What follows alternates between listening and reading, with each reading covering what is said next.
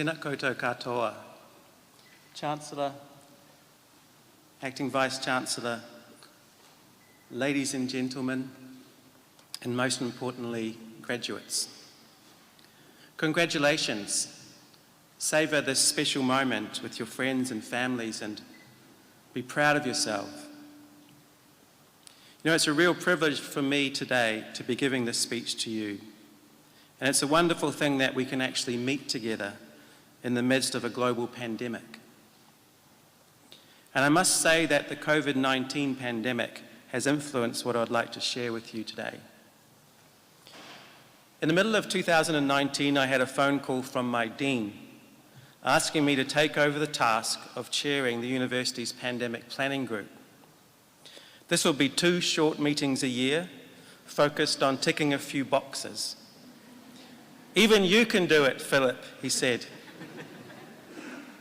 Of course, none of us had any inkling of what was to come over the next months. At one point last year, I almost hit a wall. Many weeks of interactions every day around COVID-19 in my role, absorption into a Ministry of Health process that became complicated, and having to engage the media.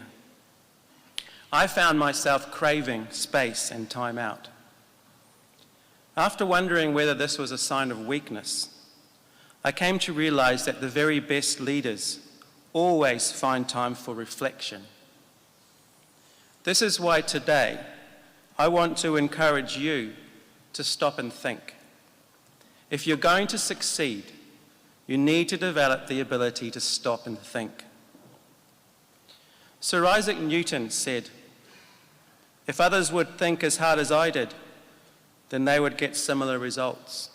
When asked how he discovered the law of gravity, he replied, "By thinking about it all the time." Time and again, it's been demonstrated that you don't need to be a genius to make a difference in the world. Also, many of the greatest achievements have had nothing to do with money.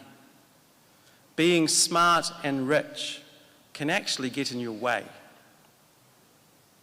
In 2001, I secured a job at the British Medical Research Council Research Unit in the Gambia in West Africa.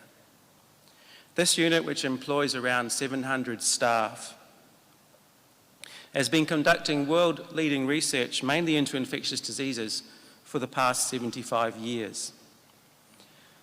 Soon after I started at MRC, I went over to the labs and met an immunologist.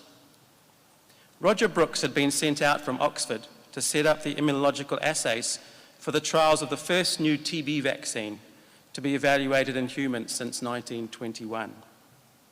He was sitting at his desk and was pleased to meet me.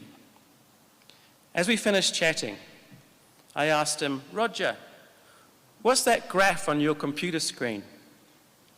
He proudly took me through a bar chart showing an ELISpot readout from 10 household contacts of a person with TB disease and proceeded to pronounce each of these as infected or not infected as he moved along the graph. I said, "Roger, how do you know if they're infected or not?" He explained that each spot on his ELISpot assay signaled interferon gamma release from a single T cell in response to stimulation with 2 highly specific TB antigens.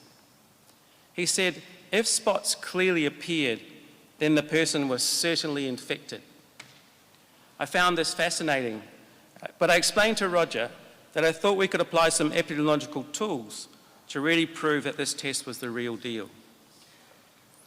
Before long, Roger and I were regularly meeting around the table, just talking epidemiology and immunology to each other. We came up with a new way to evaluate a test for TB infection of those with no symptoms of disease, using what we called a reproducible gradient of exposure.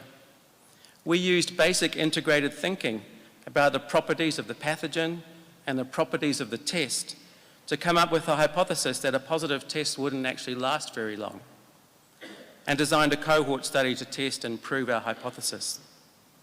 We discovered that 40% of those who were positive when we first met them had a negative test 3 months later. And we came up with many other studies trying to link observation with mechanism And with our collaborators, we published a whole raft of articles in many of the world's top journals. Roger and I practice stopping and thinking every Friday afternoon. We never actually scheduled the time. We just both appeared around the table. And because we knew so little about each other's specialist area, it was just fine to ask the most stupid of questions without any sense of embarrassment. One thing that I learned at the MRC unit in the Gambia is that integrated thinking, which I define as thinking that bridges different disciplines, is crucial to solving many of the challenges that we face in the world today. But here's the problem. Such integrated thinking is actually more rare than it has ever been. This is at least partly because we've become so specialized that we don't know how to talk to each other. While at the same time, people are stopping to think less than they ever have. We can't talk to each other about complex problems, and we don't make time to talk to each other. This toxic combination has led to a very dangerous situation. In the world today, we are in desperate need of some things that we are not stopping to think about. You can see how this has played out in COVID-19 disasters across the world, even in countries with some of the world's most celebrated super specialists providing advice. COVID-19 has exposed an inability of many specialist experts to stop and conduct basic integrated thinking in the presence of a challenge of any level of complexity, and their inability to overcome their own preconceptions. COVID-19 has exposed how bad things have got with our selection of leaders. It has exposed the willingness of some people to peddle their own agenda and misrepresent the truth, even at the potential cost of thousands, if not millions, of lives. We in the health field have a sober responsibility always to put the health of the patient and the health of the population first, even if it costs us personally. And COVID-19 has exposed, at least in some countries, a lack of concern for the most vulnerable in the population. And we in New Zealand have demonstrated a lack of concern for those in other countries who are worse off than ourselves. So why are these things relevant to you as you go from here, showing on social media that you graduated today, looking smart, beautiful, and happy? These are all fine, but I want to encourage you to commit to being a person who stops and thinks. You can start right now. Stop and think how privileged we are to be here today. Stop and think how special it is to have your supporters watching on. Those people who only ever want you to go well. Stop and think about the history of these great Dunedin buildings, the intentions of those who settled here, and how they're still reflected in the city and the university today. Stop and think about who you need to forgive, who you need to stand up against, who you don't need to be bothered about, what you should stop, and what you should begin. And most of all, learn to find the time in your life to stop and think as a habit. Many people say, I can't afford to take time to stop and think. The obvious response to that is, you can't afford not to, for the sake of yourself, but also for the sake of those you care for and those you will lead in the future. The world needs people who can fix things that other people say can't be fixed, who can change things that other people say can't be changed.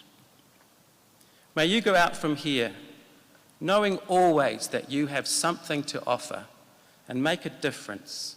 Mā te atua, he manaaki he te aki.